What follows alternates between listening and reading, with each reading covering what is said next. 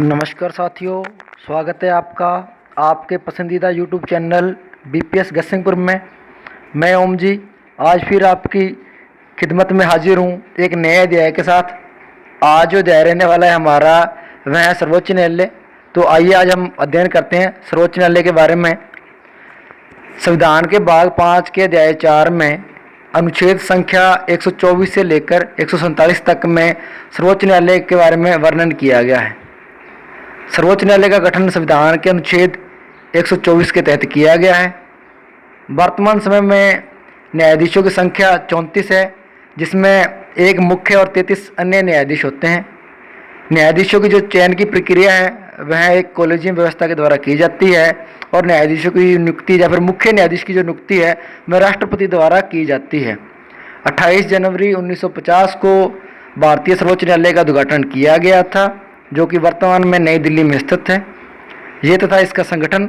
अब बात करते हैं सर्वोच्च न्यायालय के न्यायाधीशों की योग्यताओं की। तो सर्वप्रथम है भारत का नागरिक हो, किसी उच्च न्यायालय में कम से कम लगातार 5 वर्षों तक न्यायाधीश रहा हो, या फिर किसी उच्च न्यायालय में लगातार 10 वर्ष तक अधिवक्ता, वकील या फिर एडवोकेट रहा हो।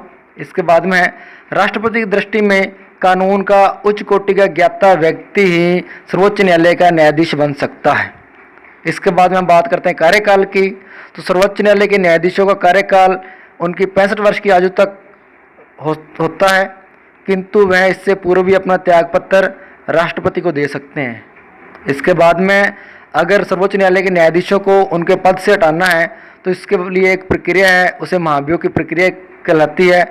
महाभियोग की प्रक्रिया कब लागू की जाती है? जब न्यायाधीश सिद्ध कदाचार या फिर संविधान का उल्लंघन करें तो ऐसी प्रक्रिया में महाभियोग लगाया जा सकता है। महाभियोग की प्रक्रिया के बारे में हमने पूर्व वीडियो राष्ट्रपति के बारे में पढ़ा था। अब बात कर लेते हैं हम सर्वोच्च न्यायालय के क्षेत्राधिकार, शक्तियां या फिर कार्यों को। तो सर्वोच्च न्यायालय की शक्तियों को हमने 7 भागों में बांट रखा है। 1 नंबर पर है प्रारंभिक क्षेत्राधिकार, 2 नंबर अपीलीय क्षेत्राधिकार, 3 नंबर अपील के लिए विशेष आज्ञा देने का अधिकार, 4 नंबर परामर्श या फिर सलाहकार क्षेत्राधिकार, 5 नंबर अभिलेख न्यायालय, 6 नंबर मौलिक अधिकारों का रक्षक, 7 नंबर पर है न्यायिक पुनरावलोकन का आधार। आइए अब हम विस्तार पूर्वक एक एक के बारे में चर्चा कर लेते हैं। सर्वप्रथम है प्रारंभिक क्षेत्राधिकार, यानी कि जो सब प्रथम हम जाकर के सर्वोच्च न्यायालय में दायर कर सकते हैं। प्रारंभिक क्षेत्राधिकार को आगे हमने 2 भागों में बांट रखा है, प्रारंभिक एकमेव क्षेत्राधिकार एवं प्रारंभिक समवर्ती क्षेत्राधिकार। प्रारंभिक एकमेव क्षेत्राधिकार क्या है, तो इसके बारे में अध्ययन करते हैं। प्रारंभिक एकमेव क्षेत्राधिकार के तहत केंद्र का राज्यों के साथ विवाद हो जाए, या फिर केंद्र का राज्यों के साथ विवाद के साथ साथ किसी केंद्र शासित प्रदेश के साथ विवाद हो जाए, उसके बाद में केंद्र या राज्य का किसी व्यक्ति विशेष के साथ विवाद हो जाए। 3 नंबर पर है 2 या 2 से अधिक राज्यों का आपसी विवाद हो जाए, तो ऐसे मामलों में भी हम प्रारंभिक क्षेत्राधिकार के तहत सर्वोच्च न्यायालय में अपील दायर कर सकते हैं। इसका 2 भाग है प्रारंभिक समवर्ती क्षेत्राधिकार। इसके तहत भारतवर्ष के किसी भी राज्य विशेष क्षेत्र में अगर नागरिकों के मौलिक अधिकारों का हनन हो रहा है या फिर नागरिकों को मौलिक अधिकार नहीं दिए जा रहे हैं, तो इस संबंध में भी, यानी कि हम मौलिक अधिकारों के संबंध में भी प्रारंभिक क्षेत्राधिकार के तहत सर्वोच्च न्यायालय में अपील दायर कर सकते हैं। 2 नंबर है हमारा अपीलीय क्षेत्राधिकार। अपीलीय क्षेत्राधिकार के तहत हमें, यानी कि यह अधिकार है कि हम कौन कौन से मामलों की अपील या सर्वोच्च न्यायालय में कर सकते हैं। इसे आगे हमने 4 भागों में बांटा है, संवैधानिक, दीवानी, फौजदारी और विशिष्ट। 1 नंबर पर है संवैधानिक। संवैधानिक के तहत यानी कि स्पष्ट पता चल रहा है संविधान के अनुसार, यानी कि संविधान क्या है, इसकी स्पष्ट व्याख्या क्या है, तो इसके संबंध में भी हम सर्वोच्च न्यायालय में अपीलीय क्षेत्राधिकार के तहत जाकर के सुनवाई करवा सकते हैं। 2 नंबर पर है दीवानी। दीवानी क्षेत्राधिकार के तहत ऐसे मामले जिनकी जो विवादग्रस्त राशि है, जो विवादग्रस्त राशि थी 20,000, इसको हटा दिया गया है। अब कोई विशेष मामला हो तो हम उसकी सुनवाई सीधी दीवानी मामलों के तहत सर्वोच्च न्यायालय में करवा सकते हैं। उसके बाद में है फौजदारी मामले। फौजदारी मामले क्या होते हैं, मैं आपको सिंपल भाषा में बता देता हूँ। जब अधीनस्थ न्यायालय या फिर जिला न्यायालय द्वारा किसी व्यक्ति को किसी अपराध के लिए दोषी करार दिया जाता है, उसके बाद में उसी अपराध के लिए सर्वोच्च न्यायालय द्वारा उसी व्यक्ति को अपराध मुक्त कर दिया जाता है, तो ऐसे विवादों की सुनवाई भी हम सर्वोच्च न्यायालय में करवा सकते हैं, या फिर ऐसे मामलों के बारे में भी सर्वोच्च न्यायालय को शक्ति है कि वह ऐसे विवादों की या फिर मामलों की सुनवाई अपने यहाँ पर करवाएं। ये फौजदारी न्यायालय था, यानी कि इसके तहत सीधी सिंपल बात है भी जिला न्यायालय के विरुद्ध हम अपील उच्च न्यायालय में कर सकते हैं, और उच्च न्यायालय के विरुद्ध हम जो अंतिम हमारा न्यायालय है वह सर्वोच्च न्यायालय, जहाँ पर अगर अंतिम में अपील की जा सकती है। इसके बाद आता है विशिष्ट क्षेत्राधिकार। विशिष्ट क्षेत्राधिकार क्या? इसके तहत यानी कि संविधान के अंदर ऐसा कोई भी कानून नहीं बना हो या फिर ऐसी कोई बात नहीं की हो जो वर्तमान समय में हमारे सामने आ जाए।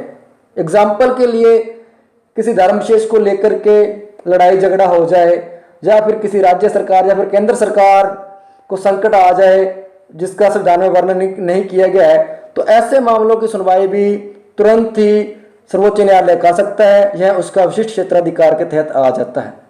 अब तक हमने सर्वोच्च न्यायालय के दो क्षेत्राधिकार या फिर शक्तियों का अध्ययन किया है, प्रारंभिक क्षेत्राधिकार और अपीलीय क्षेत्राधिकार। अब 3 नंबर पर अपील के लिए विशेष आज्ञा देने का अधिकार। ये क्या है, आइए इसके बारे में चर्चा कर लेते हैं। अपील के लिए विशेष आज्ञा देने का अधिकार के तहत उच्च न्यायालय के अंदर कोई भी विवाद चल रहा है या पेंडिंग पड़ा है, विचाराधीन है, उसके खिलाफ हम सर्वोच्च न्यायालय में जाकर के अपील कर सकते हैं कि हमें इसी मुकदमे पर तुरंत ही कार्रवाई चाहिए, तो हम सर्वोच्च न्यायालय के अंदर जाकर के अपील कर सकते हैं। इसे अपील के लिए विशेष आज्ञा देने का अधिकार भी कहा जा सकता है। उसके बाद में 4 नंबर पर है परामर्श या फिर सलाहकार क्षेत्राधिकार। देखिए, परामर्श और सलाहकार का नाम से पता चल रहा है, यानी परामर्श या फिर सलाह देना। इसके तहत विधि के किसी भी प्रश्न पर राष्ट्रपति को यह हो एहसास हो कि कानून में इस बात के संबंध में क्या प्रावधान है, तो इसकी स्पष्ट जानकारी यानी कानून की स्पष्ट जानकारी हमें कहाँ से प्राप्त होगी, तो वह कानून की स्पष्ट जानकारी हमें सर्वोच्च न्यायालय से प्राप्त होगी। इस संबंध में राष्ट्रपति सर्वोच्च न्यायालय के न्यायाधीशों से परामर्श मांगता है भी आप हमें इस बात से अवगत कराइए कि संविधान में इस बात की वास्तुस्थिति क्या लिखी गई है। उसके बाद में सर्वोच्च न्यायालय परामर्श देता है राष्ट्रपति को उस विषय से संबंधित। उसके बाद में उस परामर्श को राष्ट्रपति मानने या ना मानने वो बाद की बात है, लेकिन राष्ट्रपति को कानून से संबंधित परामर्श देने का क्षेत्राधिकार या शक्तियां जो फिर प्रमुख कार्य हैं वो भी सर्वोच्च न्यायालय के पास ही है। जो हमारे 4 कार्य हो गए। उसके बाद में 5 नंबर पर आता है अभिलेख न्यायालय। बहुत सिंपल सी भाषा में आपको बता देता हूँ। अभिलेख न्यायालय के तहत सर्वोच्च न्यायालय द्वारा जो आदेश जारी किया जाता है वह संबंधित उच्च न्यायालय हो, जिला न्यायालय हो, अधीनस्थ न्यायालय हो, उन सभी न्यायालयों में सर्वोच्च न्यायालय के जो आदेश है वो मान्य होते हैं।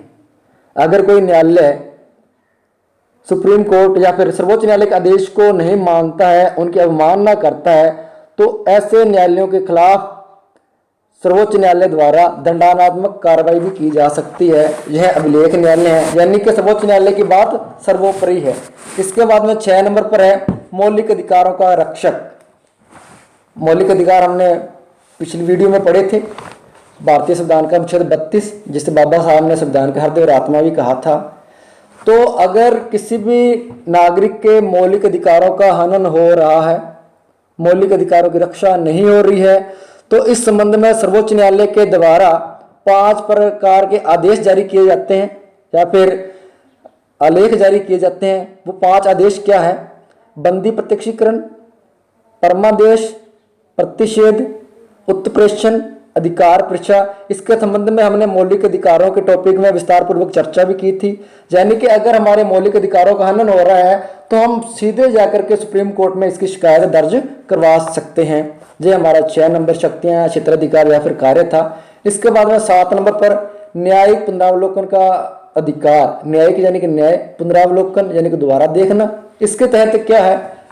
संघ सरकार या फिर राज्य सरकार द्वारा निर्मित विधि जो नागरिकों के मौलिक अधिकारों का हनन करती हो, बड़ा ध्यान से सुनिए, संघ सरकार या फिर राज्य सरकार द्वारा निर्मित विधि जो नागरिकों के मौलिक अधिकारों का हनन करती हो, ऐसे अवैधानिक कानून को सर्वोच्च न्यायालय निरस्त कर सकता है, रद्द कर सकता है।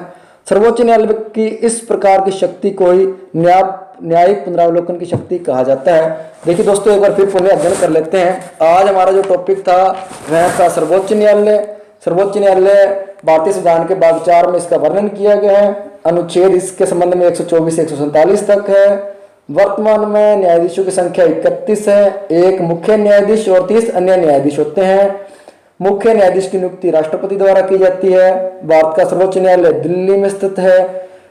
भारत के सर्वोच्च न्यायालय के न्यायाधीशों की अधिकतम आयु 65 वर्ष की है। इससे पूर्व भी राष्ट्रपति को अपना त्याग पत्र दे सकते हैं।